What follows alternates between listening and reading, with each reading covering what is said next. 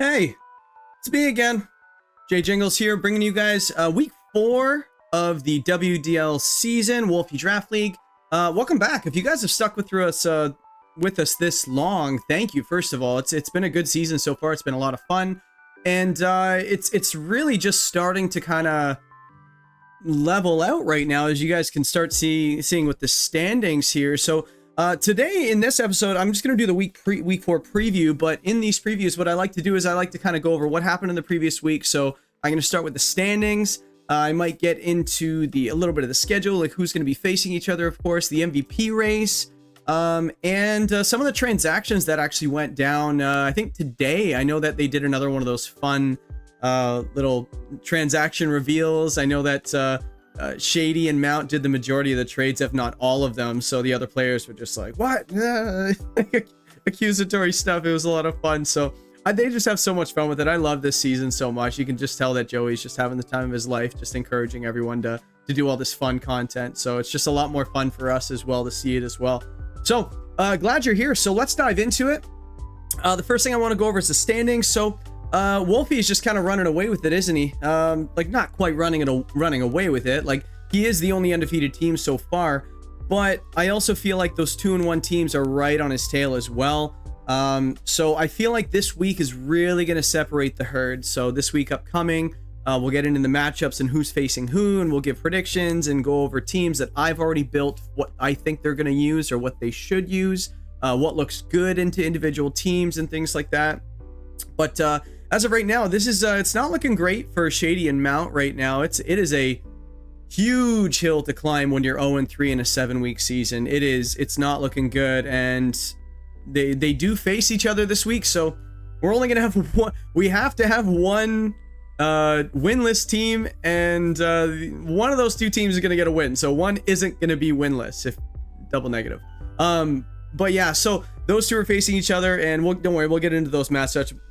But just looking at this, I think Nekkra has a must-win week. Unfortunately, she's facing the 3-0 Wolfey right now with the DC Parish. Because I think, again, I mentioned down 0-3 in a 7-week season.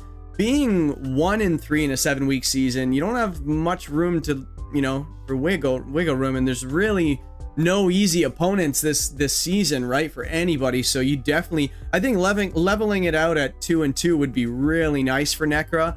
And also, like, hoping that 2, 3, 4, and 5 being 2-1, all of them, I'm pretty sure one will play the other. Uzi's playing James, and Aaron's playing Joey. So yeah, so we're gonna have 2-2 teams, and then we're gonna have 2 3-1 teams, no matter what we do. So it's gonna start separating the top and the bottom right now. I know the top 4 positions get the playoff spots. They're only doing a top 4, which I think is cool, makes sense in an 8-team league. So these wins are starting to really matter. Not like these wins mean any more or less, based on the first week or the last week. They all are a win. But these ones, they really have the pressure on, right? So as we can see, Wolfey's number 1, Aaron in number 2. So we have Aaron, Joey, Uzi, and James all just separated by tiebreakers. But at the same time, that win-loss record, the match win, match loss record, is really the first tiebreaker. Then it looks like you have the game differential, or points, I believe, and then you're going to have game differentials. Yeah, so you have the point differential, because I think they do 3 points for a 2-0. They do 2 points for just a win, 2-1. 1 point if you take a game, and no points if you don't take any games. So I think that's the way they're doing it. Which is really cool, actually, because that's a good way to separate the herd a little bit in a shorter season like this. And then you have Nekkra, Mount, and Shady near the bottom. It's not too late. I've seen guys crawl back, starting off the season poorly. But yeah, the fact that Shady's only got 1 win this season, it's not going great for him. I think one of the reasons Mount and Shady are in 7th and 8th place right now is because they haven't really been jiving with their teams this season. They both went hard trick room through in the draft. I know that Mount's made some moves to kind of adjust that, and some more actually. We'll get into that in just a minute. And Shady actually had just made his first set of moves this season, and I'll get into them in a minute. But I'm not a huge fan of the direction he went with it. Mount maybe a little less so. I feel like but it might be a little too late. And the other teams are just good with what they had. So if they're near the top, so why make any moves, right? But so that's the standings right now. The MVP race, let's get into it. So I know Primarina was there last week. I know Primarina wasn't like the MVP of the week in week 3, but it was so far ahead. And Archaludon was just kind of sitting there. It only had 1 death, right? So I thought it was like that little dark horse, kind of like, because it's basically they're only going by kills. They're just sorting by the amount of kills that a Pokemon has as their MVP, I guess. There are more, you know, metrics when it comes to weighing out what is a MVP, I guess, to your team or the league. So, but Archaludon, this is the way they're doing it right now. It's definitely deserving in the top. It's only got 3 deaths, 12 kills. It's been in less games than Primarina as well, so it's definitely, yeah, I definitely think it should be the MVP so far. Dondozo has just been nails for Aaron this season so far, playing it really well. Uzi's been playing Typhlosion really well. It's funny, Glamora really just had that 1 week, eh? Like it just did really, really well that 1 week. And it's actually kind of interesting that Nekkra is 1 win, 2 losses, and her T-Tar is 6 kills, 3 deaths. So I think just the recipe for success seems to be bring T-Tar, Nekkra. So maybe you should do that. And then you have the Ursaluna for Mount. Even though Mount's 0-3, it's actually nice to see one of his Pokemon near the top. Very, very nice. And again, I've noticed Uzi, his MVPs are kind of spread throughout the standings for the MVP. So he's actually, you know, spreading the wealth when it comes to kills and stuff like that throughout a season. So it's really hard to prep against a team that is doing and playing that. And even James, look at James. He doesn't have anything near the top right now. Top 13. Or, yeah, 13. Yeah, and you have Blastoise 4-3. And then everything else has just been spreading the love, right? So, no, that's really neat. So, seeing James play like that. And what else do we have here? Joey's got the Arch, and then he has the Pelipper. So, clearly, if you can shut down that rain mode, that might be the way to go. People have tried to do it, but he's gone around it. So, you know, that's the key to a good weather team, is being able to stop anti-weather. So, very good for him. I definitely think he's one of the stronger players this season, even though he's got a loss and he's not in first, but he's not too far off. So that is the MVP race. Is there anything that I think maybe... You know what's funny? Mount's only had Electivire 1 week, has he? And it's already got 4 KOs and 2 deaths, so that's not bad for 1 week. Hisuian Sliggoo, 3 kills, 0 deaths. Comment down below Hisuian Sliggoo for MVP. Why not? And you know that Wolf is going to do everything in his power to make it MVP. So he definitely baton passed to it in order for it to get a bunch of KOs. That's just... Wolfie's just so funny in that regard. So, but anyway, so that is the MVP race so far. And what else are we looking at right now? Maybe the transactions. Or maybe I'll do the transactions as... you know what? I'll just go through the transactions now. But I would have to actually see what they did have. That's the trick, right? I know Aaron didn't make any moves. James didn't make any moves. Joey didn't make any moves. Mount definitely made some moves. He has Meowscarada now. He has Inteleon, Toxapex. Yeah, so I think he just made the 3 moves. So who were the previous 3? I actually can't remember. I wish I had those right now. Jay, pull up the old roster. Yeah. But, yeah, I think the team, I don't know if oh yeah, it had Vileplume, Skiploom, and it had Torkoal. That's what it was, yeah. So I personally don't like those moves. I see where he's going with this, going with a little bit of comfort. I know Meowscarada and Toxapex and even Inteleon, they're really good in singles. And that's just really where his inspiration comes from. I know that he's facing redirection this upcoming week, so maybe this was a I need a win now kind of situation. So he grabbed the Inteleon to get around it with Snipe Shot. And then the Meowscarada just to get around crits. So, or just, sorry, get around stat boost just to crit everything with the Flower Trick, maybe. I'll have to kind of see how the matches play out.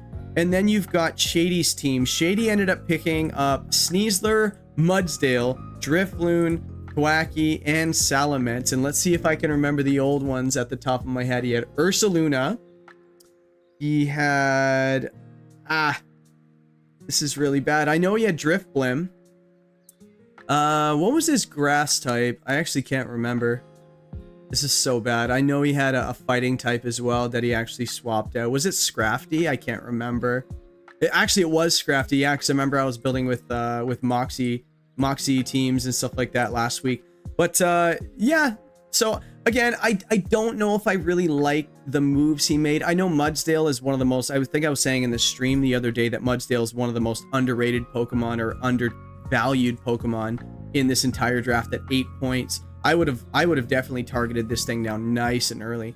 But it looks like he wanted to go King Gambit, and he has the dual terrain going on, so we'll have to see how he navigates that. And Salamence is just a really nice staple all around, covering pretty much every role you could possibly want on a team, setting Tailwind, being special, physical, offense, naturally fast, and having nice support in like breaking swipe, brick break, and things like that. So I like Salamence. I like the Pokemon on his team, but I will actually get into what I think of the team when it comes down to the team I built for week 4 against Mount, which actually brings me into that. So let's dive into, let me see, we did the schedule, draft board, standings. All right.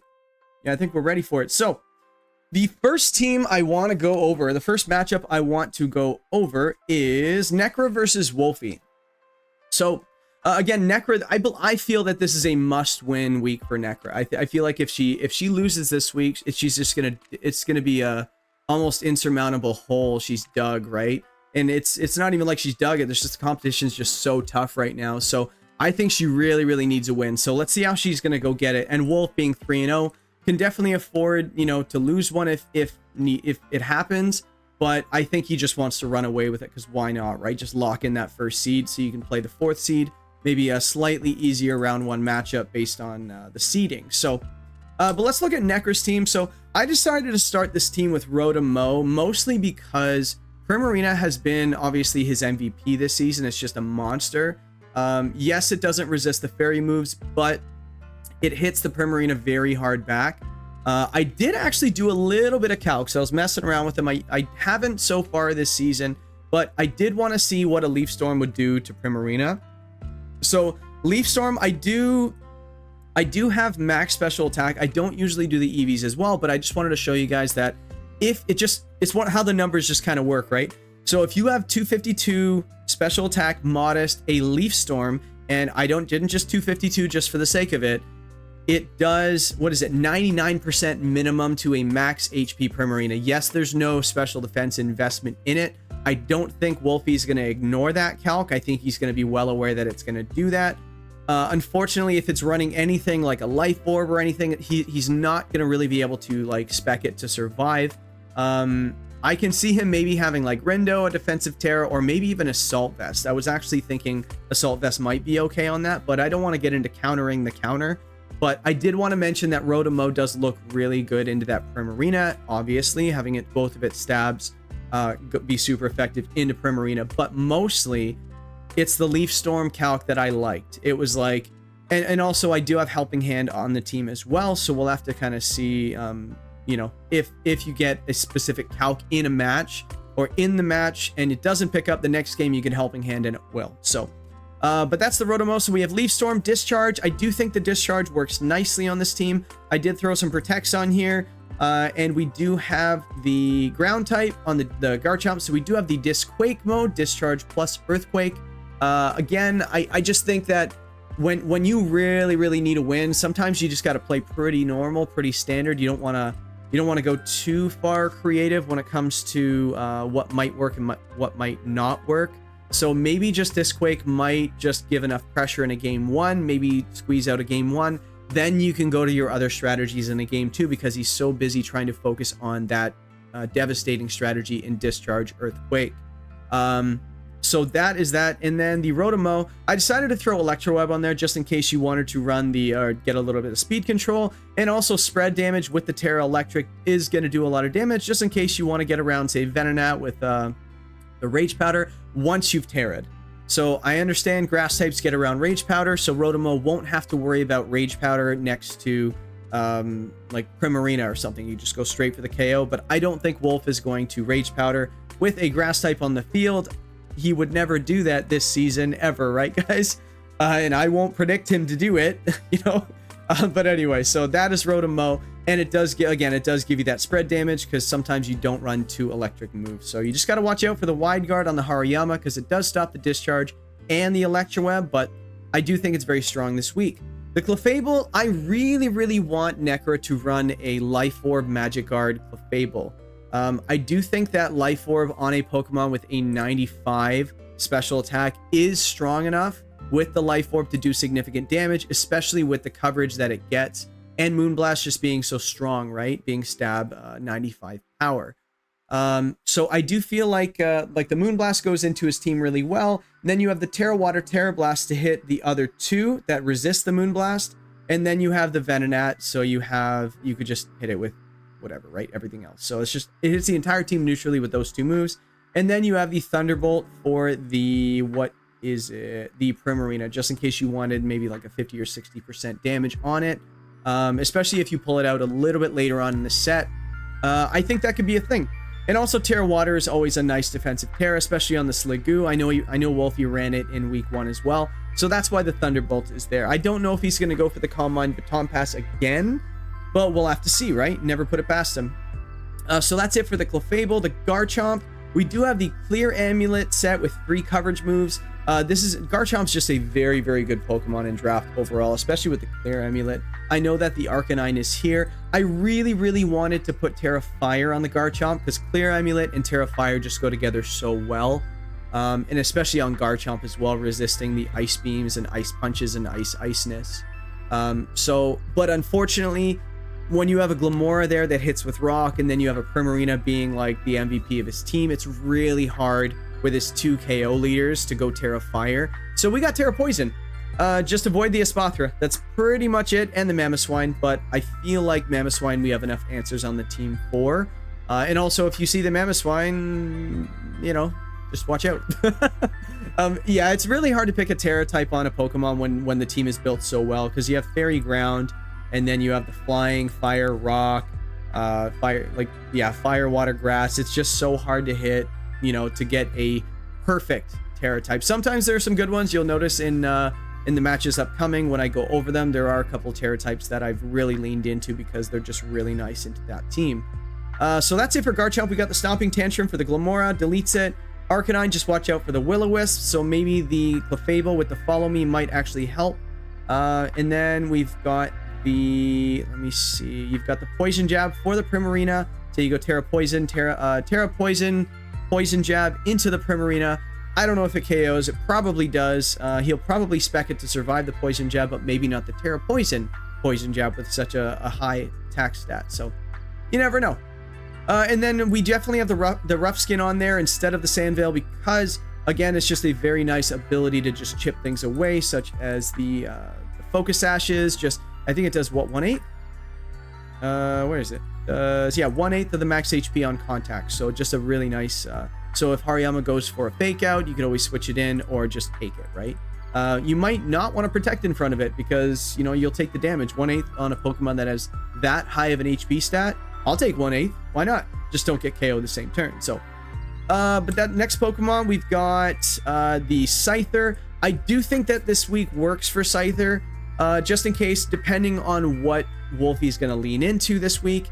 We do have the Focus Sash just to watch out for that Oko from the Glimmora. But we do have Struggle Bug to just lower the special attack of the Primarina, of that, the Noivern and the Glimmora, and the Espathra as well. I do think it's not really there for damage. It's more so just for utility. I can see it. And not to mention Sliggoo. I don't think it's going for physical attacks. It's probably going to go for Flash Cannons and stuff like that. Dragon Pulse, whatever. So, hey, it just makes Sliggoo not do any damage, so why not? And let me see, and the Tailwind, just to match Wolfey's Tailwind. Unfortunately, it's not as fast as Noivern's Tailwind, but you do have the Focus Sash, so if he's going to go for a Tailwind turn 1, you could go for Tailwind yourself, and if his partner decides to KO the Scyther, say he goes for Noivern Glimmora, Tailwind, Meteor Beam, Power Herb into Scyther, you take the hit. So basically, you're outspeeding one of the two, no matter what. Because there's nothing on the team that outspeeds Scyther other than just the one, right?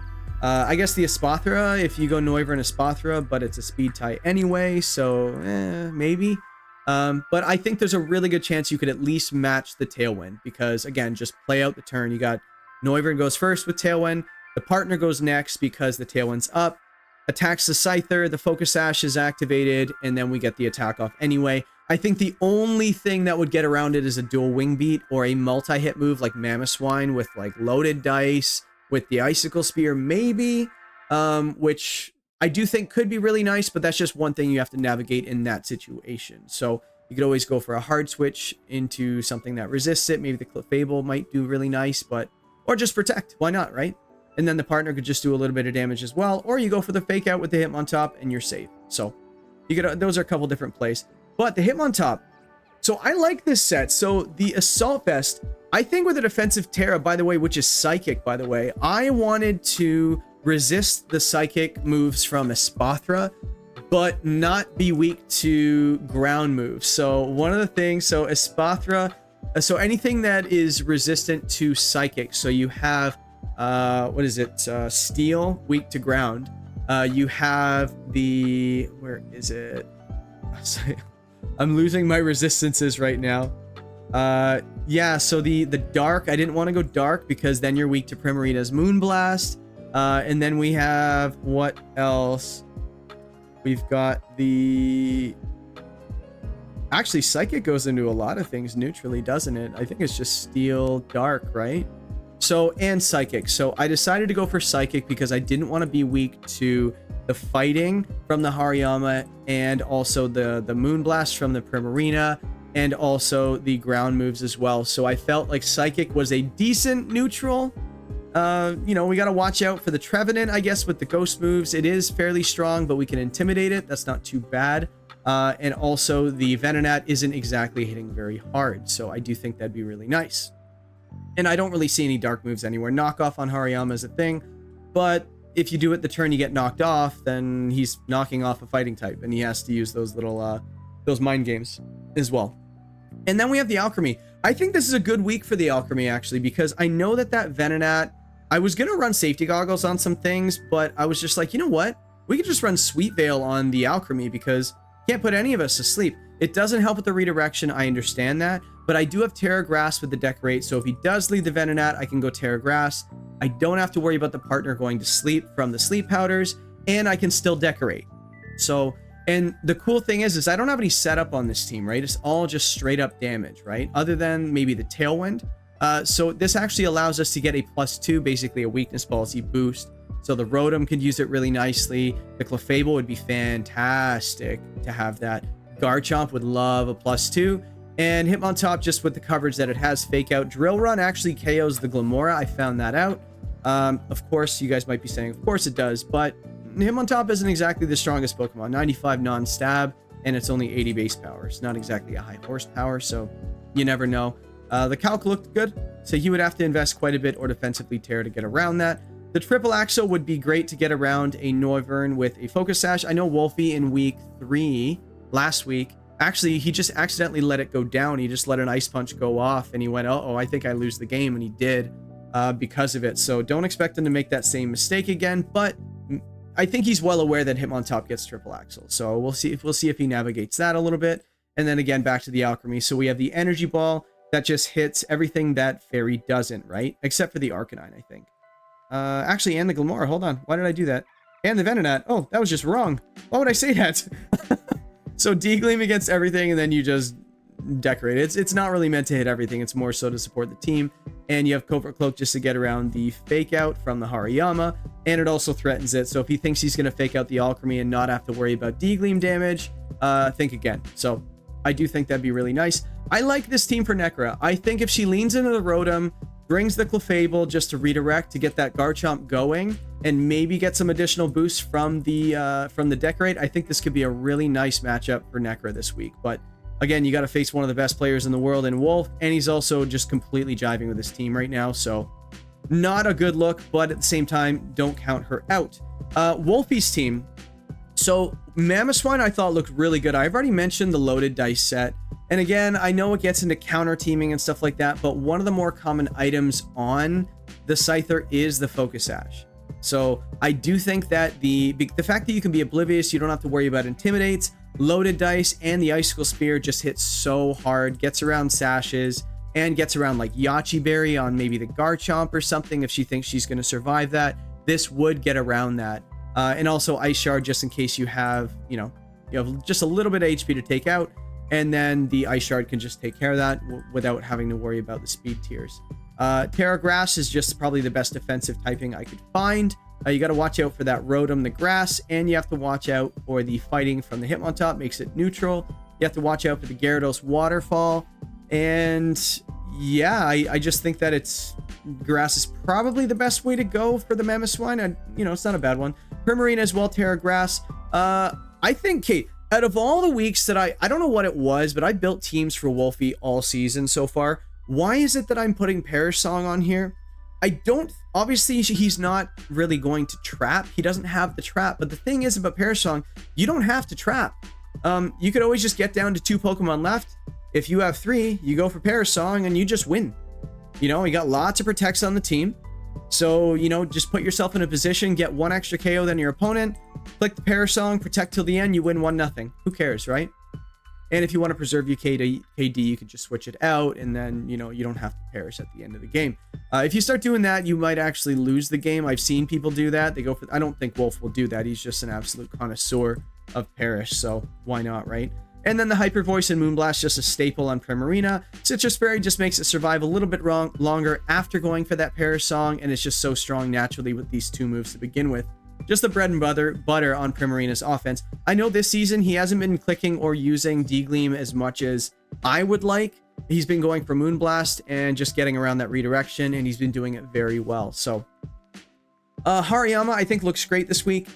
We do have to watch out for I have Wide Guard on here. So again, if Wolfey is not ready for that Disquake mode, it might be his doom or his undoing. So I can see him being ready for something like that, because obviously Garchomp next to one of the Rotoms, you always have to watch out for the Discharge and Earthquake combo. It doesn't mean he can't lose to it. It just means that he has a move to deal with it. So, and then you also have to watch out for just a double up with single target moves. So I do believe Nekkra does have ways out if he does lead the Hariyama and she goes for the Garchomp and the Rotom on the same turn. I'm actually really curious to kind of see that interaction, just because you could see a fake out, you could just see an attack from Hariyama, you could see a Wide Guard, you could see a defensive Terra, you could see a pivot. There's not a lot of pivots to Disquake, but I do think Trevenant does that really well, so we might see that as well. Which brings us to it next. Trevenant, why do we have Terra Rock on here? Well, Rock is actually, believe it or not, one of the better defensive Terras on a grass type, because it resists the flying, resists the fire, resists the bug, but Trevenant isn't weak to bug to begin with. But let me see, it is also weak to, let me see, Dark Ghost. Yeah, Rock just gets around the, let me see, gets around the, I built this earlier today, I gotta remember this. Where is it?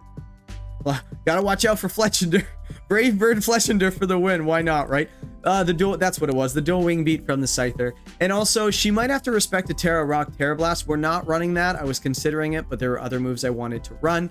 Like the Will-O-Wisp, which I think is an awesome way to go against the Garchomp, the T-Tar, the Gyarados, the Hitmontop. She has a very physical team, even though she has special options, but it's probably leaning more so physical. So Will-O-Wisp is great for that. Frisk just gives a little bit of items to see if she has a Lumberry or something along those lines. So I can see that. And you see an open Terra if it's going to be a fire type as well. Noivern, I didn't really go crazy with the Noivern set, just Covert Cloak. We have Frisk on there as well, so double Frisk, and then you have the dual stab, Air Slash, and Draco Meteor, Tailwind, and Taunt. Getting a Taunt off on that Clefable I think is so important. And once you find out you can't put that Alchemy to sleep, once you find out it's Sweet Veil, now you can taunt the Alchemy, because the other ability it has is Aroma Veil, which I can see her running as well. But at the same time, I don't know if Alchemy and Clefable, they might be on the field at the same time, because what else would you want to taunt? Maybe the Fletchender, maybe the Rotom before you find out movesets and stuff. So I don't think it was great for Nekkra to run. Maybe not. We might see it. But I also think that Wolfey still has to respect it, right? So she might go for the Sweet Veil. He finds out it's Sweet Veil. Now you can taunt the following turn. And I think taunt looks good into Gyarados as well, just because of the Thunder Wave. As well, I know that Thunder Wave can just completely wreck a team, right? So I could see that as well. And then the Glamora. I think anytime you have Tailwind next to Meteor Beam Power Herb, it's just a very, very nice combination. You can just completely delete something. Like even that Rotom-O, I wouldn't be surprised like a Rock naturally a rock type with rock stab, obviously. And then you get the +1 with the meteor beam at such a high base power. And the power herb just stops that charging turn. So it's 1 turn instead of 2, just for anybody that didn't know. But yeah, that can just absolutely win a match like almost immediately, or win a game immediately, just getting that. Maybe a Garchomp would take it pretty well. The T-Tar, you know, if the sand is up, maybe, probably. It is really bulky. The Clefable might take it, but I wouldn't be surprised if there were certain calcs at +1 where it would just completely pick it up, right? Or you just go for the Tailwind and then the Protect, and then you get something else on the field to just double tap it, right? So I could see that as well. So who do I give the advantage to this week? I think it has to be Wolf. How do you not give the advantage to Wolf? He's 3-0. He's playing his team like an absolute monster right now. I kind of skimmed past it, but if you guys look here, I've got Forest Curse on here as well.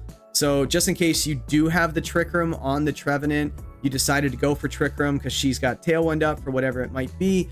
You set the Trick Room, and then now you can go for, by the way, Forest Curse, what it does is it adds the grass type. It doesn't change the type like Soak does, but it adds a grass typing to a Pokemon. So you can go for Forest Curse into, say, Garchomp, and then you can go for a flying move into Garchomp. Now it's super effective. Very, very neat strategy. The only thing you have to watch out for in that situation is if you Terra, it does eliminate that type change or type adjustment because it adds. So technically, if you do this, a dual type Pokemon like Garchomp will have 3 types. So Scyther, for example, if you use Forest Curse on Scyther, hit it with a flying move, now it's quad super effective. So neat.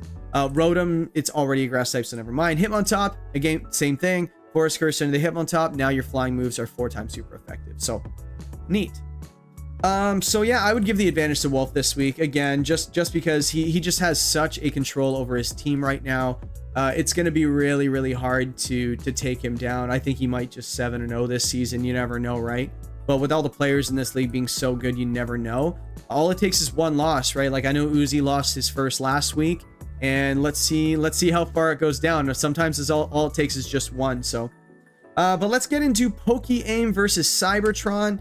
Pokeaim versus Cybertron. I know that Pokeaim made a couple of moves, or a few moves, not this week, but the week before last, swapped out most of his team. He played really well against Uzi, actually giving Uzi his first loss of the season. So he made it work. I actually said in my match reaction, I said that one of the keys to Uzi's victory was getting rid of that Comfey, and I think he was just short of a KO on one of the turns, and it just keeping it alive or leaving it alive was just such a menace. It was just healing that arch over and over and over, and it was just almost impossible to take down. So I think that might still be the same thing with Aaron's team, but Aaron has other tools to deal with it.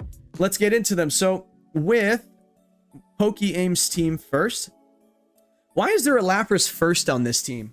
Why did I start the team with Lapras? Because whenever you're facing a Dondozo Tatsugiri team, I think that the very first thing you have to do is start identifying your Dondozo counters. And with having access to Haze and Water Absorb and a defensive Terra, I can see this Lapras just waiting in the back if Dondozo's there. I can maybe see Aaron maybe slow playing it before Dozo comes out just to kind of see what the team has. Maybe he doesn't even lean on it. I know last week he didn't even bring it. So we'll have to kind of see how he decides to navigate that. But I do think that Joey has the tools, Lapras being one of them. Haze, Life Dew, Freeze Dry, Protect. I know that Lapras doesn't offer a lot of offense, but it does stick around as long as it needs to. So Life Dew can kind of keep things around. Freeze Dry just hits that Murkrow and the Dondozo super effectively. The Yanma as well, the Dugtrio as well, and Freeze Dry will definitely, undoubtedly KO that Tatsugiri at quad super effective damage. So I can see maybe Aaron running Focus Sash on it or something just so it can take one and then offer it, KO it back. I don't know what a Tatsugiri is going to hit it back with, but maybe a Draco Meteor. I don't know. But yeah, so I think that Lapras is really nice. Aaron definitely has to watch out for that. I know that in his prep, he's going to be looking at all the Dozo counters, and I think that's one of them. So once he sees it show up, I think he's going to navigate it like he normally would. The Pelipper, obviously the rain on this team is very important, so we do have the ability shield to get around the neutralizing gas on Weezing this week. Yes, I know that when you're facing a Weezing, who is going to be holding the ability shield? Who's going to hold it? The cool thing is I think I actually had Bastion Legion on this team originally, but I know you can only have one ability shield, so Archaludon can actually use the Electro Shot without having to worry about its ability being shut off. I know that with Swift Swim and Adaptability, it would be shut off and be much weaker in the rain. And it would still have Stab with the Wave Crash and stuff, but you wouldn't have the speed, and he might take advantage of that, so you never know, right? So at least with the ability shield, we can get the rain up. We do have the Terra Ghost. Actually, was this Focus Sash and I had Terra Ghost on there? I don't know. Maybe we just have it there just for the Tailwind anyway, just to match the Murkrows. I was actually going to say Murdango for some reason, but haven't even mentioned Goldango's name yet. We'll get there, don't worry. So yeah, Tailwind, Weather Ball, Icy Wind, Protect. I do think that this thing's job is just going to be attack with the Weather Ball and stick around as long as possible, getting Tailwind up hopefully twice in the match. That would be nice. I know that Aaron doesn't exactly have a way to put up Trick Room. He actually doesn't have a Trick Room setter. Who needs it, right? So yeah, Tailwind is definitely going to go up. Weather Ball, just a consistent amount of damage, and then you have the Icy Wind, because once you match the Tailwind, what are you going to do to get a speed advantage? So I know that a lot of Tornado sets in VGC run Tailwind, and they run Icy Wind. Just in case they match your Tailwind, you could just Icy Wind. Now they're up -1 as well. Yes, you both have Tailwind up, but now they're -1, so you outspeed. So I can see that. Next, I have the Greninja. Greninja, I've got Dark Pulse, Ice Beam, Water Shuriken, Protect. The Dark Pulse, one of the things I wanted to start first is whenever you see Goldango on the other team, you have to ask yourself, how am I KOing this Goldango? Very simple question you have to ask for literally all of these Pokemon. I didn't really ask the question of how I'm going to KO Toedscruel, but I don't think I'm too worried. But the Dark Pulse with the Protein, it does make it a Stab Dark, so it'll do a huge amount of damage to the Goldango. It does outspeed it, and we do have the Focus Sash just in case he has the Choice Scarf item and does outspeed the Greninja. We can take a hit, give a hit, and then we go, oh, okay, well, we just did like maybe 80% with our Dark Pulse. We survived. Then we can get the Water Shuriken off to finish it off because Water Shuriken is a priority move. And then we have the Ice Beam just for coverage, because I know that the Murkrow is going to be a little problematic. And then we, just to get around maybe other like Grass Terras or something like that. I know Grass is a very nice Terra into Joey's team. So having Ice Beam on there does look really nice. That's the thing about these type charts. You see Ice. Aaron's team is weak to Ice. Look at the Ice weaknesses. You have Doug Trio. I think every type is its weakness pretty much. Yanma, same thing. Murkrow, okay, yeah, if it's holding the Eviolite, it's pretty tough. And Toedscool. So realistically, there's only one of those things that really matter when it comes to an Ice weakness. So I think what I like to do sometimes is that if there's a very, very, very unlikely bring in a certain week, I'll just remove it from the team, because sometimes it makes the type chart just look all a little lopsided. Because right now you're just like, oh, sweet, he has 4 Ice weaknesses, but really, is it really that big of a deal? Maybe, I don't know. I do have Freeze Dry on here, but it was meant to hit the Dozo and the Tatsugiri mostly, and just a bonus to hit the other one. So, and it's Stab Ice, right? So why not? It does. Actually, Freeze Dry might do more than Greninja's Ice Beam after Protein's being activated. Obviously, if it's Ice, yes, it's stronger. But if it's like Dark, then you use the Ice Beam. Yes, I think Freeze Dry will do more damage than Greninja. So very cool set. I'm actually becoming a Greninja, believer right now. After he's been using it a couple times this season, I think I'm on board. I might actually pick it. I kind of like this thing. I see I'm picking up what he's putting down with this thing. You know what I mean? Chimecho. Hopefully we see Chimecho. I think he'd be really neat on Joey's team. I really like the Heal Pulse. I don't know if I liked the Comfey this week, just because I feel like, I don't know, like it's just, there was something about the Comfey this week that I didn't really like. Maybe it was the Weezing. I didn't like that head-to-head, so Chimecho, at least it's not weak to what Weezing can do. And also Chimecho just gets a very, very nice move pool as well. So we kind of have pseudo Comfey this week with the Heal Pulse. We can still go for the healing. It's not a +3 triage priority healing move with Floral Healing, but Heal Pulse does accomplish the 50% healing for the Archaludon as well. And we have Trick Room as well, like which the Comfey ran last week. And we have Helping Hand. So again, just in case you find out there's an EV spread that you weren't expecting, or if there's a Yachi Berry or a Wakan Berry or one of the resist berries for a specific type, you can just go for a Helping Hand and you might pick up, right? Because a lot of the time, those berries, it's just meant for you to survive on very little HP and then return a hit So the next game, you can just go for Helping Hand. Helping Hand, one of the more underrated moves in the game. Just makes all the damage calcs just go right in the toilet. So I love Helping Hand. Goes before Protect as well, right? So if you run Covert Cloak on something and then you have Helping Hand, the attack's going off. Doesn't matter. Fake Out's not stopping it. So I really like it. Mental Herb gets around, obviously, the taunt, so we can use our moves. I think we're pretty unhappy if the Chimecho's only able to click Psychic, which, by the way, does go into the Weezing Galar very hard. Chimecho's got 95 special attack. That's going to do a lot of damage. I don't think it's going to OHKO it, but 80% is not out of the question. So, especially with Stab Psychic. And what else? The Palmot as well. Yeah, so I do think Psychic on this Chimecho looks really good. The Archaludon, you think you would start the team with it, but no, I just knew it was going to be there anyway. Nothing crazy about this set. I do have the Terra Poison on here to get around. This was a hard one. I didn't really know what Terra type to go with. I think I'd rather roll the dice on Doug Trio if he's going to do it. And he doesn't have any Psychic on the team. So I thought that Poison was pretty neutral, especially if we get some stamina boost. It might actually take some hits from the slacking, And we also don't want to be weak to fighting as well, because I know Palmot just does so much damage, right? And we didn't want to be weak to Goldango. I knew that Goldango is... Sorry, that's on... Yeah, sorry. That's why I'm talking about Joey's team, right? Yeah, I didn't want to be weak to the Goldango and the Thunderbolt, because I know that a lot of teams like to run Electric Stab into Joey's team. So you got to have answers for those non-stab attacks. So Poison is just neutral into it, so... Electroshot, Flash Cannon, Body Press, Draco Meteor, nothing crazy. I think we've been seeing this set for both rounds of Reg H, why not? And then Jolteon, as I mentioned, you want to have answers for those electric moves, so Volt Absorb might do the trick. And I didn't necessarily do any calcs for this, but I know that Wolfey ran, I know Dynamax changes everything, but Wolfey would run Life Orb Jolteon when he was playing WBE, and it was just doing so much damage. So especially with the rain on your team, you could run 110 base power move, and you could run the Thunder, right? And that just does so much damage. So Life Orb Thunder from Stab Jolteon could just do a lot of damage. We have the Alluring Voice as well with Terra Fairy. So Alluring Voice, it's on all the evolutions, which is just a nice 80 base power fairy move. Very underrated move, because if he goes for a stat boost, you can get the Confusion as the secondary effect. I haven't seen that interaction yet, but I wouldn't be surprised if we saw it today. But let me see. And Shadow Ball, again, you wanted another way to hit that Goldango. So we have Dark on the Greninja.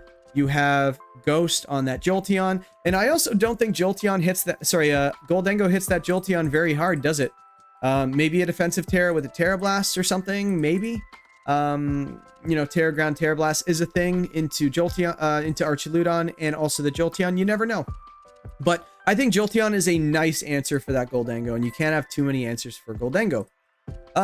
So yeah, that's Joey's team right now. Let's dive into Aaron's team, and I don't think there's anything crazy about Aaron's team. We're just going to go with the 2-2-2. He's been doing it basically all season. I think he only changed it up last week.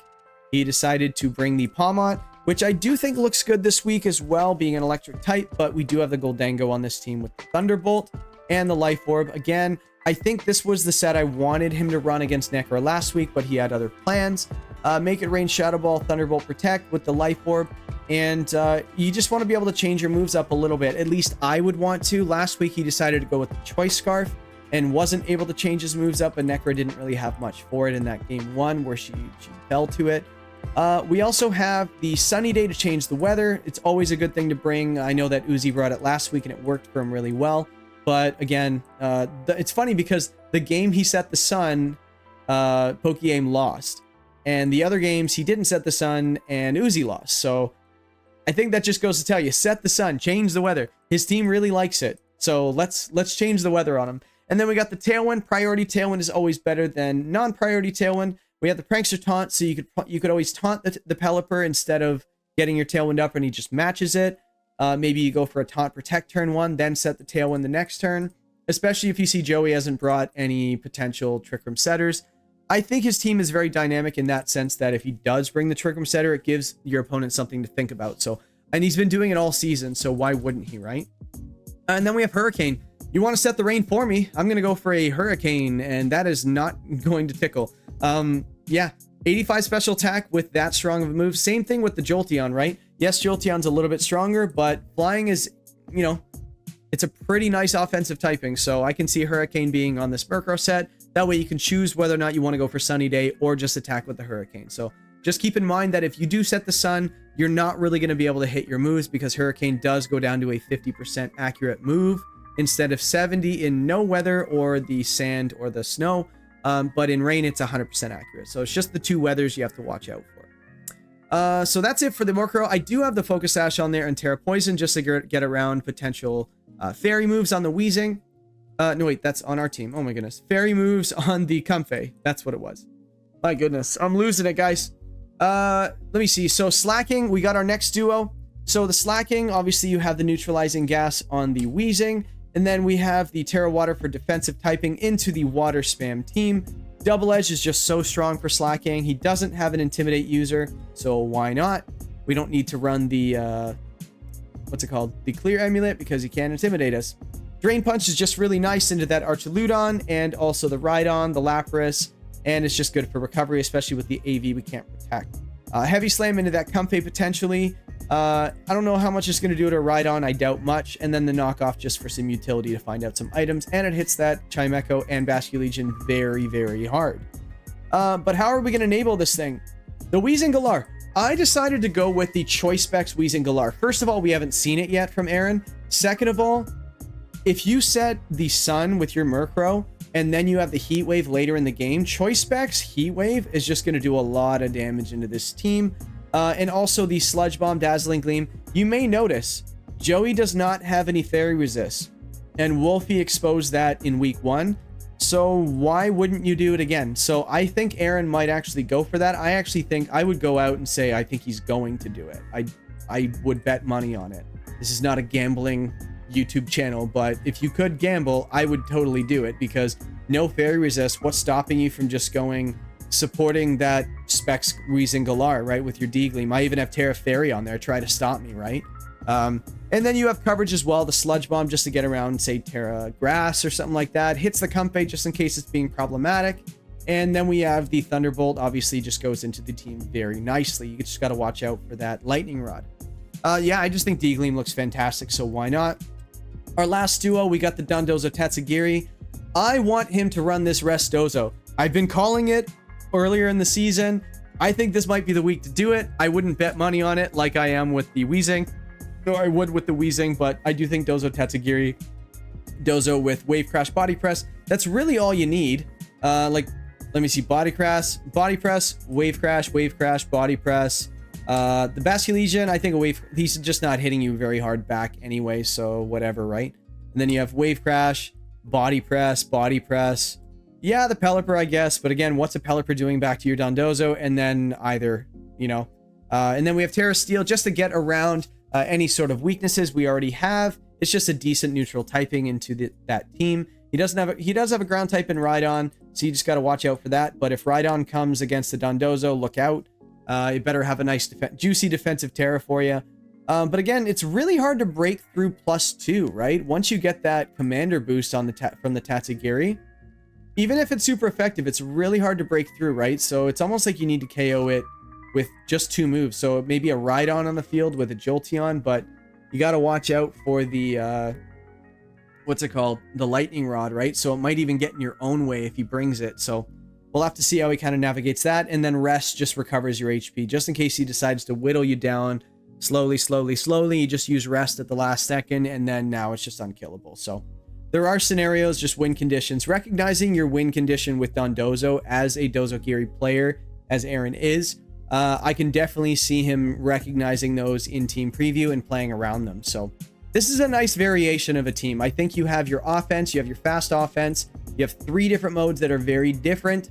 They hit on different sides of the spectrum. You have the physical and you have the special, you have your speed control, and you just have nice offense just right out of the box. So I can see Aaron coming out swinging in this match. Who do I think is going to win this match? I got to give the edge to Aaron, man. Got to give it to Aaron. I think that I feel like Uzi last week could have had him. This is turning into a little bit of a one-dimensional team with the way he's playing it with the rain. I felt like his strongest game was when he brought that Rhydon earlier in the Rhyperior earlier in the season, and he was just able to enable it with his Riolu, but he changed up his team a little bit. So Rhydon does do kind of the same things, but it's a little different. But I felt like the bonus about his older team was that he had a very good variance of what he could bring, keeping your opponents thinking. But he's been playing it very rainy, which it is very rainy, but I feel like having that extra mode next to it was really nice, and now it's a little tougher to do so. So yeah, I gotta give the advantage to Aaron. He's just been playing, like, banging on all cylinders with his team. He's using everything very well. Like, everything has been an MVP except for the ones he hasn't brought. Obviously, Tatsugiri hasn't really been used, other than just supporting the Dozo. Toadscroll, Doug's Trio, Yanma haven't really been used, nor do I expect them to be. I don't think he needs them. He might just meme out in his last week of the season, who knows? But I definitely can see him bringing one of these 7, right? With Palmot as well. It's funny, I don't have Palmot on this team, but I can definitely see it coming. Like, why not? Electric goes great into his team, but he does have the right Rhydon and the with the Lightning Rod, and he has Volt Absorb on the Jolteon.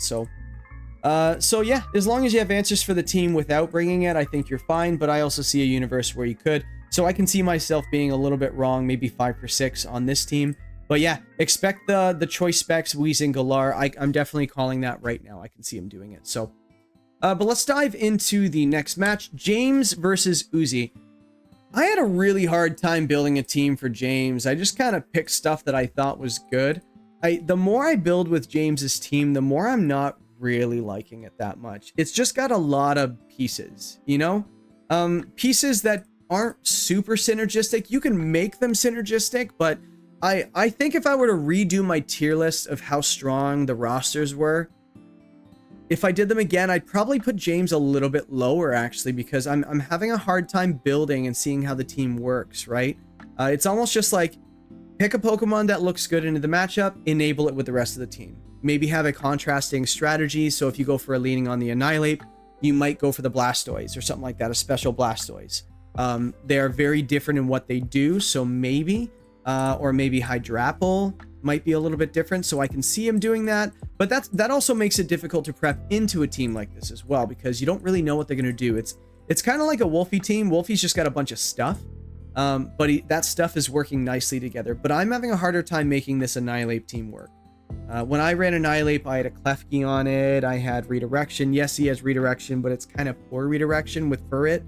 I don't think he's even brought it this season, has he? But... yeah, so anyway, but let's get into the team that I think he might run.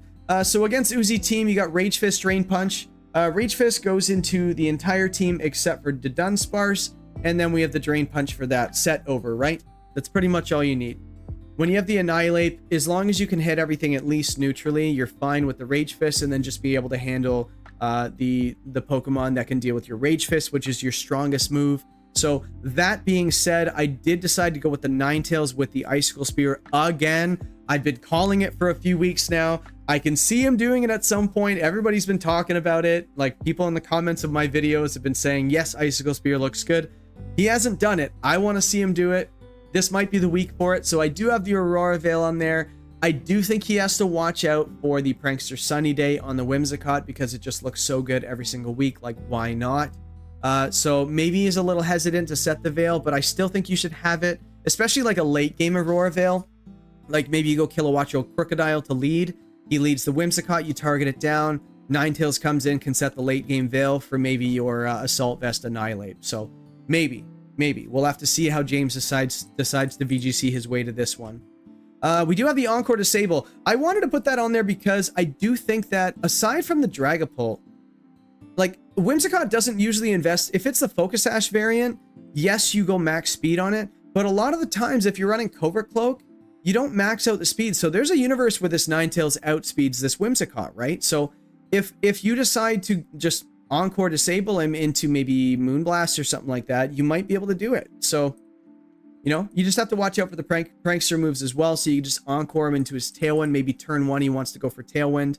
Or Sunny Day or something like that. You can just go for a straight Encore. Like, obviously you have to watch out for the Typhlosion Eruption, so maybe you can go for Terra Water or something like that to take it. Then you go for an Encore into that Tailwinding Whimsicott. Now it can't do anything else. Or the Sunny Daying Whimsicott, or whatever it might be. If it's not holding that mental herb, it's basically got one turn in it. That's all it's going to do. So I can see that happening.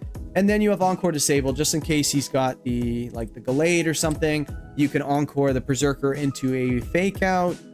You do outspeed most of these things, right? So I can see it happening. So why not?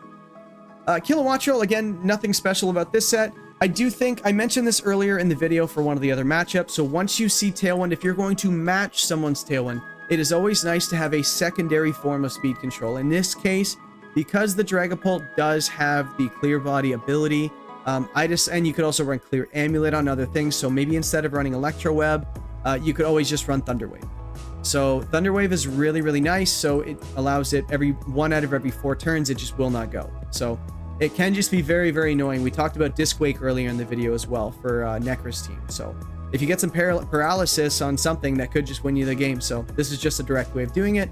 And then you have Terra Dark, just in case you match the Tailwind. He wants to go for the Encore into your Kilowattrel. You have the Terra Dark to get around the Encore. So look out for that as well. I think that's a very good Terra type. You just have to watch out for the Moonblast after. But you know, who knows, right? Maybe you go for the Dark type Terra. He goes for the Encore. It fails. You go for the Air Slash KOs it. Who knows, right? Choice Scarf Crocodile. So the reason I have this on there is because of that Dragapult being so freaking fast. If he's not expecting you to be Scarfed, which I think he will, because Scarf Crocodile is very common in singles. So don't think he's going to be thrown off by that. But maybe a late game situation, bringing the Crocodile. He has the Dragapult, and then you go for the knockoff for the KO. So maybe it might hold the Focus Sash or something, or its own Choice Scarf. Who knows? I think because it doesn't want to be on the field with the Crocodile anyway, maybe it just pivots out or just avoids that interaction. Rock Slide is another good Scarf move as well, just going for flinches. Yes, he does have a wide guard Mon, but if Gallade is wide guarding, that means it's not attacking it, so why not? Aerial Ace is just really nice into the team. I did notice that it was pretty good into his roster, so why not? And then you have the High Horsepower, just goes into Uzi's team very, very, very well. Just got to watch out for that Whimsicott, and then watch out for the... Where is it? Hold on a second. Watch out for the... What is that? Araquanid. Yeah, there it is. That's why the Aerial Ace is there. I remember why I put it on there. See, Past Jay knew what he was talking about when he was building this team. But let me see. So we've got the Hydrapple as well. James has been really enjoying running this Hydrapple. He's brought it a couple weeks now in his first 3 weeks. I can see him bringing it again. Unfortunately, I don't have access to the Assault Vest because it's on the Annihilate this week.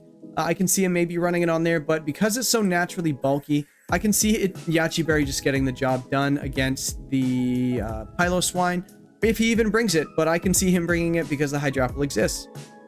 Pollen Puff, really, really nice into that Malamar. Expect a KO, like an Oko, you know. And then we have the Earth Power, just really, really good into Uzi's team again. That is some stab that someone might forget, right? A Grass type getting Earth Power. Who knows? It might catch him off guard, get a KO, a surprise. And then Fickle Beam just having that solid 80 base power attack with the Dragon Stab and a chance to double and do a 160 power attack. So that would be very cool, you know, especially if you're just going to go for some solid neutral damage. You just go for the Fickle Beam. You have that 30% chance for it to double. The Cinderace. I had a hard time finding Focus Sash on this team. I think it was on the Kilowattrel first. It might have been on the Ninetales first. And then I was like, yeah, but the Cinderace just looks really nice, especially if Uzi wants to set the Sun for you, right? This is another situation where your opponent might want to set Sun for you. I think Mount set it for him already. So again, I have Libero on there just because I might want to change my typing with the Sucker Punch, because Stab Sucker Punch probably KOs that Dragapult and just as a huge chunk to that Hisuian Typhlosion. Especially with that, like, who knows, who cares if he goes for a Tailwind and the Eruption, you get a Sucker Punch off. Now the Eruption does almost nothing because it's based on your HP health, right? Coaching is really nice as well. Being able to coach your Annihilate, especially when it's not running a bulk up set, you go for a coaching and it just makes it that much stronger right out of the box. So why not? And then you have the Crocodile as well, which is just really strong. Maybe you go for Rock Slides and coaching as well. Or just some additional bulk on your other Pokemon as well. Maybe the Hydrapple, I doubt it. Or maybe a mixed set. I think a Hydrapple might get Body Press, doesn't it? It does, so who knows? Maybe the Body Press. It's not on my team, though. Terrafire, just for Pyro Ball extra damage. And also, if you change your typing with the Libero, or Libero, people call it, regardless. I know Libero is from volleyball, so I say Libero. But some people say Libero. Whatever, to each his own. On this channel, it's Libero. Yeah, so if you change your typing through a coaching or a sucker punch, you can actually change your typing back by going Terra Fire. So that is there just in case you want to switch it back. It's almost like a dual Terra, right? Switch your typing twice in the same game. But what's Uzi gonna bring? Well, this is what I think Uzi's gonna bring. We're gonna start with that Dragapult. I am waiting for him to run one of the most broken sets that won regionals early on in the Scarlet and Violet life. Yeah, when it was kind of newer. Yeah, I didn't really know where I was going with that. But anyway, the Terra Ghost Terra Blast Choice Band. This thing it does so much more damage than your opponent thinks. So yes, James is very experienced with it, and yes, it can't be intimidated as well, which is why it's such a good Pokemon to bring. So you just have to watch out for that Sucker Punch on the Cinderace. But other than that, what's stopping you from just going Terra Ghost Terra Blast, right? Like maybe the Crocodile. So if you go Whimsicott, Dragapult, it's, Crocodile's not exactly comfortable to begin with. So you could always just go for a Moonblast into that Crocodile. So, or you just go for a Dragon Darts as well. Like it is faster. Go for obviously we don't know that this opponent might be running the Choice Scarf. You do have to play around it. So maybe a back row and then a nice game 2 lead once you find out some items. Yes, I mentioned the Sunny Day on the Whimsicott. This is probably the most basic Whimsicott of all time. Sunny Day, Tailwind, Moonblast, Encore. I don't think there's anything special about it with the Covert Cloak. That way you can go for the Typhlosion with it's naturally a ghost type. So you have the Whimsicott and you have the ghost type. So the Whimsicott has the Covert Cloak. You can't be faked out. So, wait a second. James doesn't even have Fake Out. Why do we have Covert Cloak on there? I don't know. Let me see if I can find another item. Oh, look, we don't have Focus Sash in use. Look at that. Focus Sash. Beautiful. Another great item on Whimsicott. Maybe we add Protect on here or something. I don't know. I kind of like these moves. We're calling an audible here, guys. But anyway, it's not the first time we had 2 of the same item or missed an item or whatever, missed a Terra type. This one is intentional, by the way. I do have Terra Fairy on here because Moonblast from a Whimsicott, especially if you Focus Sash and you just go for max here, because you definitely don't need the bulk when you're Focus Sash. So you can even run Modest. Like, let me see, 116. Does Modest get around 109? How fast is the Ninetales? 177. Do we get to 177? No, we do not. So you definitely have to run the Timid Nature. And if you really want to optimize it, I guess you could just go down to 178 and then you just max your HP, right? Or optimal HP with a Focus Sash. You probably could have just gone max, but may as well use those EVs. What did I say in my video that I did for EVs? I said one single EV point doesn't matter until it does. Anyway, so you got your Typhlosion with the Eruption Heat Wave. He has no Wide Guard on his team, so spread damage galore. Go for it. Why not? Just watch out for that Blastoise. And then you have the Shadow Ball and Protect. You can change up your moves on this set because we are not a Choice Spec set. Charcoal just does the job. Again, watch out for that Blastoise, and I think you'll be just fine. There's no other resists on the team, I don't think. Let me see. Fire. We have the Blastoise, and then I guess Cinderace. Yeah, but I don't think Cinderace is going to like that too much anyway, so. Gallade. Gallade with a Clear Amulet. I like running Terra Normal on this Gallade against the Annihilate just because it's just basically that one turn. Like, you go for a Protect. You're going to find out what he's going to do to you, and then the next turn you might be able to Terra and catch him on a Rage Fist, get an immune attack. But at the same time, he has to guess whether or not you're going to Terra, right? So he might Protect in front of you just so you commit to your Terra. So either you're weak to Ghost or you're weak to fighting, right? So there's a little bit of that game inside of a game. We do have the Psycho Cut to KO the Annihilate as well. It is very strong with the Sharpness ability. We do have Clear Amulet just to get around the Intimidate from the Crocodile. And then we have Ice Punch. Ice Punch hits that Hydrapple. I know that that's more than enough to hit that Hydrapple, but Hydrapple has actually literally O-code teams or just like 4v1 teams if you don't have the right Pokemon for it. But all you need is one Ice move. That's all you need. So we got a couple here. Moving on to the Toxtricity. I decided the Assault Vest on the Toxtricity because why not? I do think that as long as you can navigate, this team is very special oriented, right? If you can navigate that Cinderace and that Annihilate, look how special this team is, right? Yes, Reverum, I don't think you're really afraid of it. Like, who cares? Like, what's a Reverum doing to your Toxtricity? Like, its stabs are weak to it. Anyway, it might get ground coverage, who knows? Or Terra Blast or whatever, right? So I do think Terra Flying is really nice into this team as well. Just because of that, you got to watch out for the Crocodile, so Terra Flying. And also, you don't want to pick a Terra type that's weak to the one of Annihilate's moves as well. So, let me see. Yeah, Overdrive, Terra Flying, Terra Blast, just for that Annihilate again. And then you have that Hydrapple, another answer for it. You think I'm afraid of Hydrapple or what? Jeez. And then we have the Volt Switch, just a really, really nice pivoting move on a Assault Vest or a Scarf or a Specs. Just a choice item. Having pivoting moves is nice. As you know, I have the U-turn on the Banded set as well, so I do like these moves on... If you can't run Protect, run a pivoting move. That's what I like to say. Last Pokemon. Dunsparce. We haven't seen it yet. I'm not sure if he's going to force it. It does look like it was a little bit of a throw-in pick when he picked it, just to kind of make use of his points. But I do think this Pokemon has a place, right? We're talking about win conditions, right? Running Coil. Coil with Rock Slide. Again, you can put this thing in a position... You just like max out the special defense. Where is it? Max out the special defense. And now it has a naturally high special defense. And then you just slowly boost your defense. And now your rock slides are 100% accurate. And Serene Grace, right? So especially if you can get your Tailwind up, you know, and then you just start going for rock slide flinches. I think a nice combination with this thing instead of Hyper Drill is Body Slam. So you go for Body Slam. Get the paralysis because Serene Grace makes it a 60% chance to pick up that paralysis. Then you can go for rock slides again after getting coils off. Now your rock slide won't miss. Now your attack is higher, so they're doing more damage. This thing can OHKO a team, especially with leftovers and Roost. This is going to be very, very hard to take down. So I kind of like it. So who am I giving the edge to this week? I really like Uzi's team this week. I really do. I think with Dragapult, Whimsicott, Typhlosion, I think that trio is just so good. And I know that James is just an incredible player and is one of the world-class players we have. I try to want to stay out of like a player influencing my decision. I know I said that for Wolfey earlier today.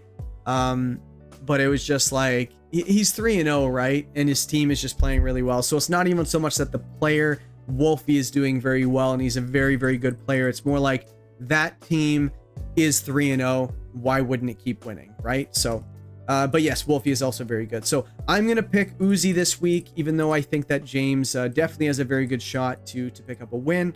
So we'll go with that one. And the last match. So I mentioned a little bit earlier that I wasn't exactly a fan of Shady's moves.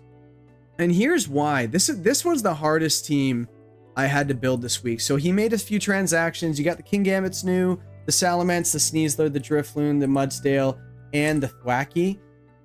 I had a hard time making this team work. I started with Psychic Terrain, and then I went, I don't know if I like Psychic Terrain because I want to run the Sucker Punch on this team. Especially against the Inteleon, and you know, I just wanted to run Sucker Punch this week. It's one of his stronger moves, but so I didn't want the priority. And I also thought that Thwackey with the grass moves just looked really good into the team, especially against the Blood Moon Ursaluna. So I just wanted to run Banded Thwackey. That's probably why, and that's why it was hard. So I felt like the whole team was gonna be physical, so I had to kind of. It is all physical. My goodness. So, watch out for Scraggy, I guess. I don't know. I don't think he's gonna really intimidate your team anyway. You got the Kingambit there. It's a little bit of a deterrent.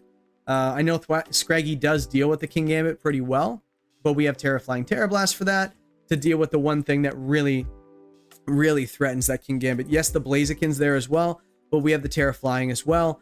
And yeah, if he wants the Terra, we have the Sucker Punch, and now it's neutral into whatever type he's gonna go with. So yeah, the Assault Vest is just a really, really nice item on it, especially when you're facing an Ursaluna Blood Moon and potentially an Inteleon, right? Yeah, nothing crazy about this Kingambit set. Low kick as well for that Ursaluna, just for some consistent damage. Hit the Meowscarada super effectively if you haven't Terra'd. Like, instead of Terra Blast, you could always potentially just run, I think it gets Aerial Ace, yeah. That way you don't have to Terra. The flying moves that you're going to be using to this team, it's Blaziken, so it's pretty frail. Scraggy, if it's not Eviolite, it's pretty frail.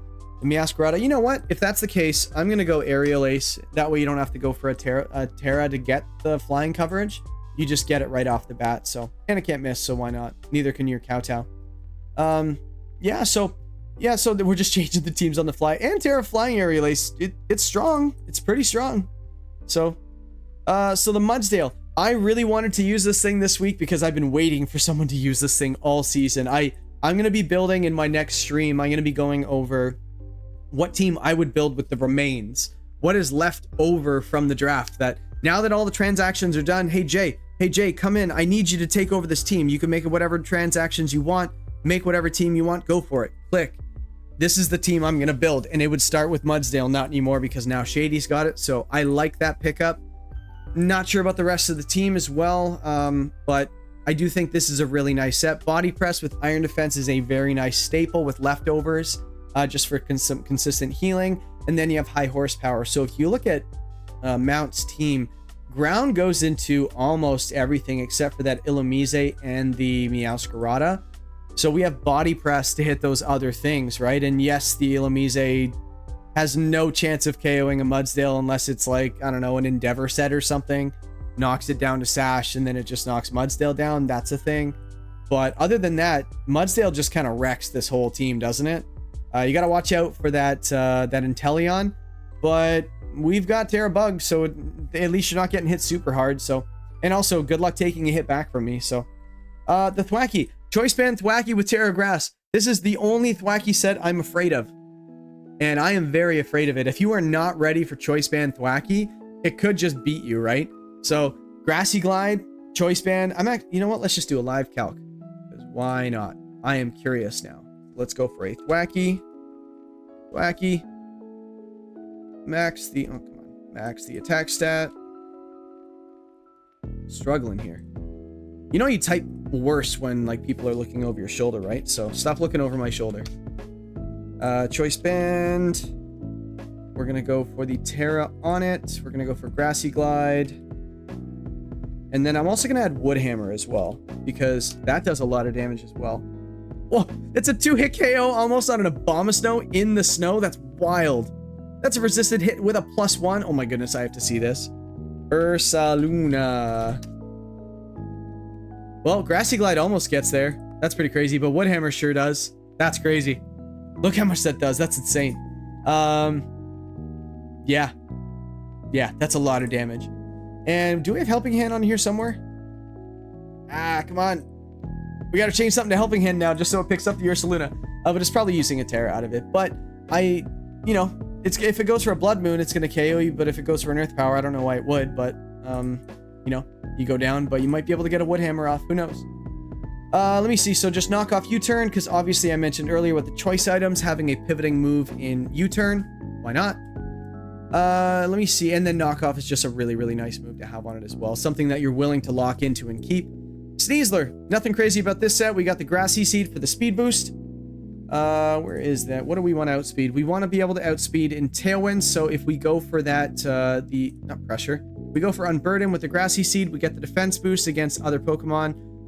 Like that Physical Electivire, like the Blaziken, like the Meowscarada. We can take hits pretty nicely from it with that +1 defense, and mostly we get the we get the +2 speed from the Unburden. Take out Dire Claw, Close Combat. I think that's all we need. Let me see. Close Combat into everything. Yeah, so just the Toxapex. I say just the Toxapex, but that thing is literally soloed team, so. But Terra Stellar, just because it's just a nice Terra type on it, just so you can get the extra boost on the Close Combat and the Dire Claw. Let me see. Salamence, Choice Scarf. We are running the choice items this week for sure. We got Choice Band and Choice Specs. Dual Wing Beat. I like Dual Wing Beat because Focus Sash, Illumise, and Scraggy and Blaziken are all KO'd by it, and Meowscarada. So why not run Terra Flying Dual Wing Beat? KO, KO, KO, KO. Probably a KO into Focus Sash and Inteleon as well. I would see no reason why not to run Dual Wing Beat on this thing. Other than maybe wanting to run a special attacker. I was actually flirting with like Heat Wave, but you know, maybe Hurricane. I don't know. It does hit pretty hard, but Dual Wing Beat is just really hard to pass up.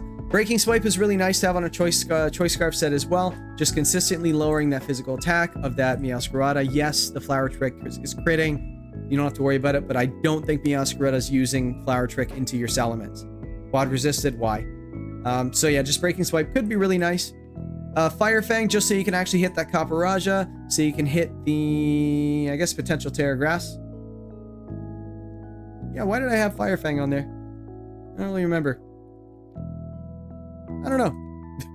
Why do I not remember that? I literally, I hate running the Fang moves too. They're so inaccurate. I've missed so many of them and they're not even that strong. So, but I put that on there for a reason. Comment down below if you guys can think of it. Why would Jay put Fire Fang on there? Remind me of what I did and why I did it. Do me a favor. Psychic Fangs, I just wanted something for that Toxapex. I mentioned earlier that Toxapex can just solo team, so having a 85 power move, yes, it's non-stab, might be able to start doing some damage to that Toxapex. You have to watch out for Baneful Bunker with the contact, but you gotta have something, right? If you can't 2-hit KO this something, which I don't even know Psychic Fangs does it, right? I think MIDSEASON will do it. I don't think Psychic Fangs will. You do have the Indeedee here. I don't even have Psychic on here. This is wild. Oh my goodness. I probably would put Psychic on there. But I Fake Out. It's so good. I don't have the Psychic terrain on this set. Whatever. Let's get into it. So Indeedee, I don't have Psychic on there. I think he probably should now that I think of it. But D-Gleam is just so nice into this team. Like Sash, Sash, Sash, Sash does so much to the Scraggy. Meowscarada does a lot to Inteleon, Blaziken. But I feel like that Toxapex, we don't have enough for it. Let's go for Psychic. Yeah, D-Gleam's not even that good. Yeah, we want to run Fake Out. So we have Fake Out on this team because I am not running 2 terrains on the same team. It's possible. I don't like it. I've seen it. Doesn't work very well, but it's possible. Just because I can't make something work doesn't mean, like, I can't make Palafin work. I ask anyone that I know in the Discord server. Like, I have the link down below for the Discord server, brand new. If you haven't joined, check it out.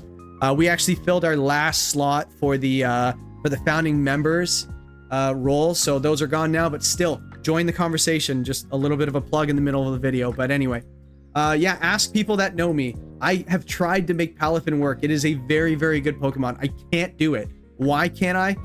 Don't know. Anyway, so that's the Indeedee. We have the Fake Out because we don't have the Psychic terrain. Cheelon Berry to get around that the Blood Moon. You know, we might be able to set Trick Room or reverse the Trick Room in that situation. And then we have Follow Me just for the redirection. So very basic set. So that is Shady's team. Again, that's what I could throw together. I didn't really know what I was going to do there. Maybe it was just this matchup, or maybe it's the team. I don't know. I'm having a hard time building with it. It's not my cup of tea. Doesn't mean it's bad. It just means I'm having a hard time building with it. So, but who knows? Maybe Shady has a better idea, a grasp over the team than I do. So probably does, because I don't. Let's see.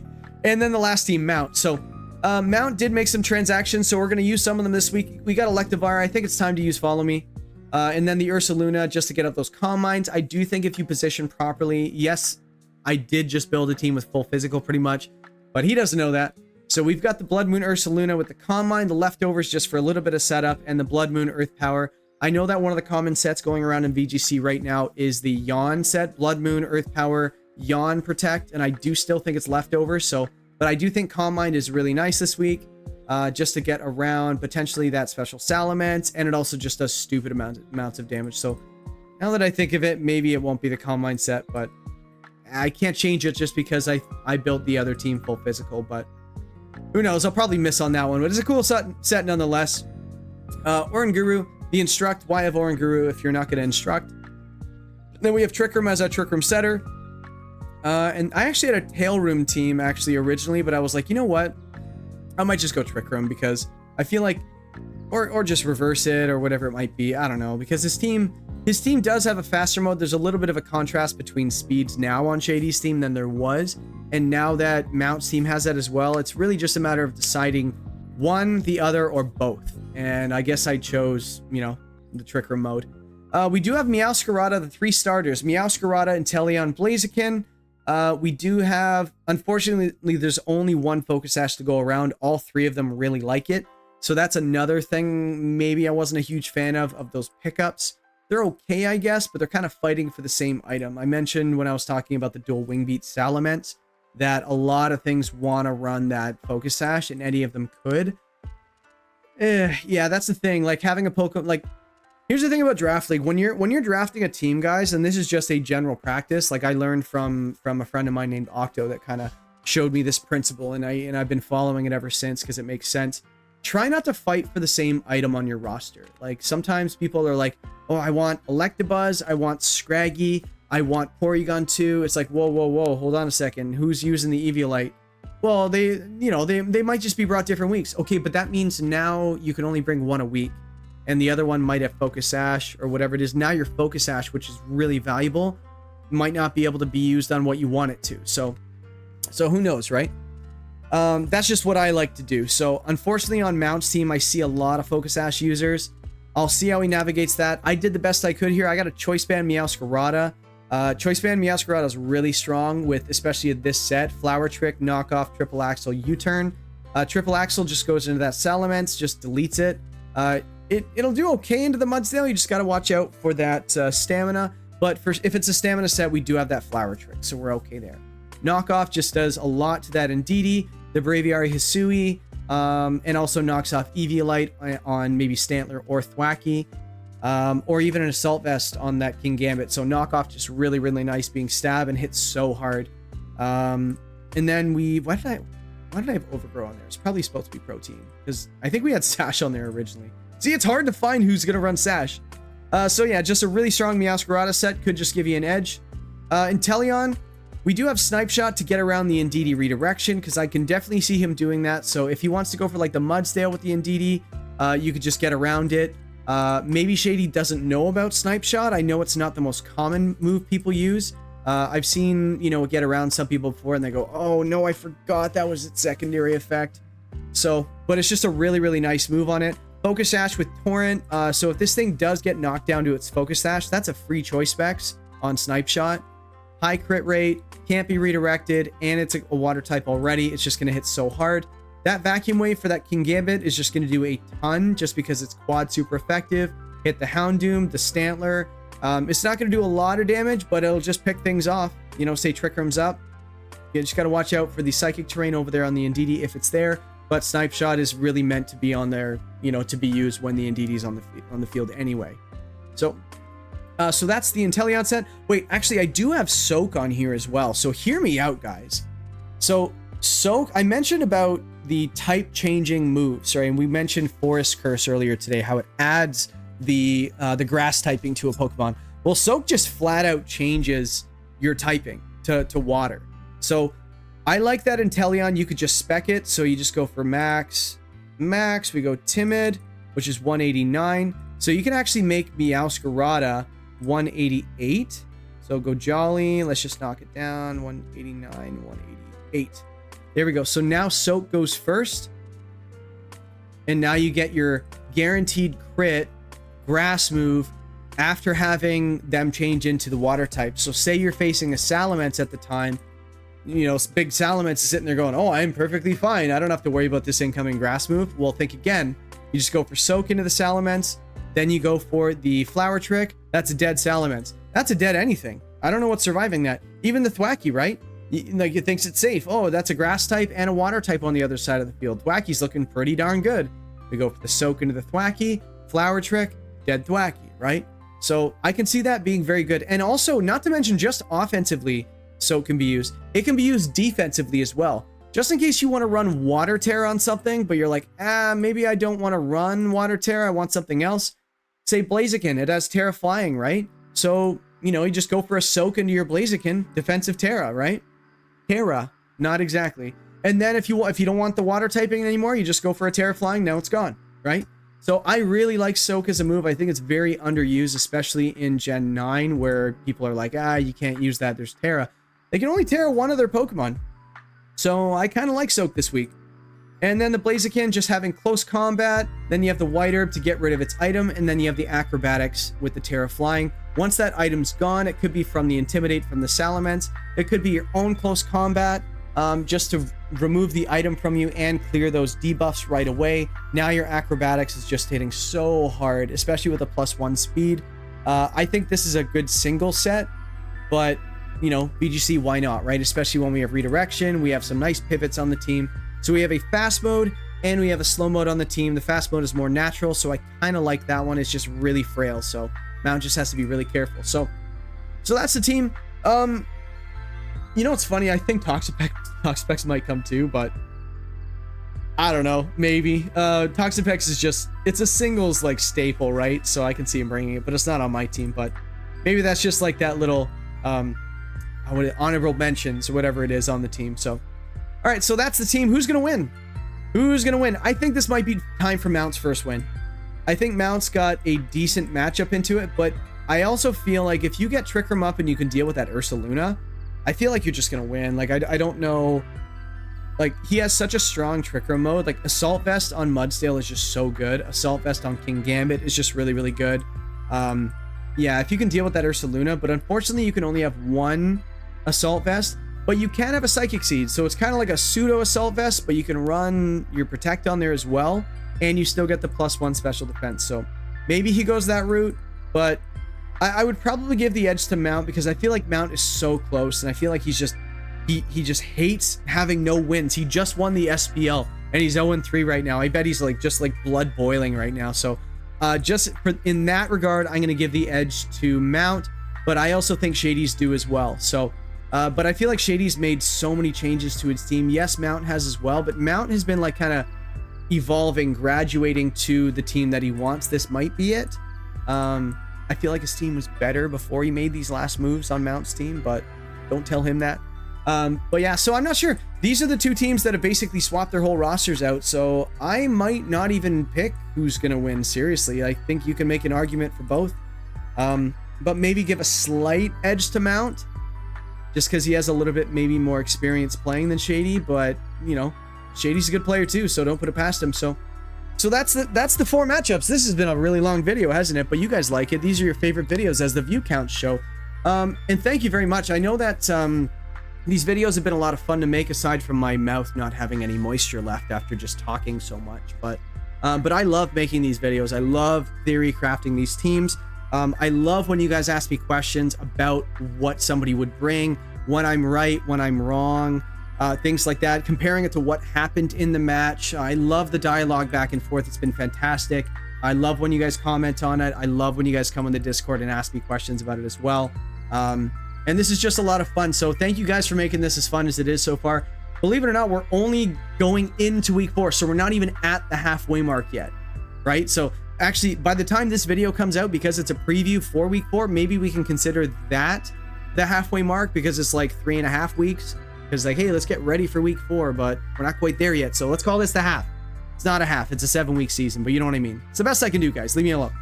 Anyway, so what do I want to talk about before the end? So I'm not sure if there's going to be a stream this Friday. I'm going to try, but I think I've just been so busy with doing content for this league, which I've really enjoyed, but I'm getting a little bit behind on other things that I need to get done too. So I might forego the stream if I do go ahead with it and I can kind of get ahead of things later on this week.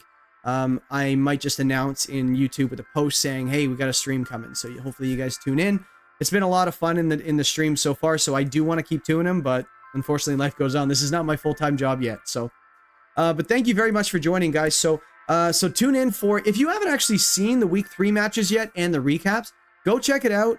Just click the profile of the channel and then they're all right there. I think I even have a playlist called WDL. I think I did them in light blue this week, maybe like an aqua color. I'm kind of color coding them like week 1, week 2, week 3, like we got purple, then dark blue, then light blue. Not sure what it's probably green next week, I guess. Maybe week 4 will be green. Who knows?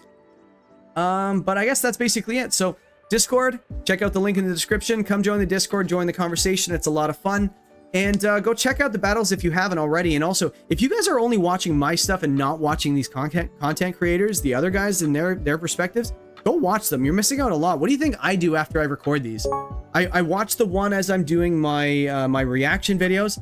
Then after I'm done, when I'm on the train and stuff, I go watch the other perspectives. Like today I was watching Uzi's because I really wanted to know if he had Trick Room on that Whimsicott, because I didn't know. I just know he flinched and he lost the game. So I wanted to see if he was going for Trick Room. Turns out he wasn't, so he would have lost anyway. But anyway, but I wanted to know. So you guys should want to know as well. So thank you very much for watching. So I won't keep you here any longer, and I will see you guys in the next one. Peace.